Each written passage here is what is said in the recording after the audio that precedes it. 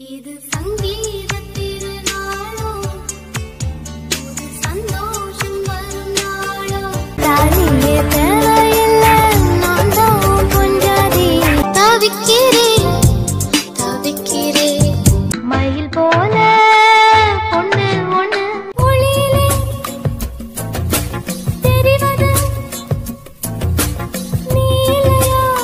காற்றில் வரும் கீதமே, ஆலமரம் நிலமரம் பச்சை பசுங்கிளியே, இந்த மல் கொடியை கொள்ளையடிக்காதே.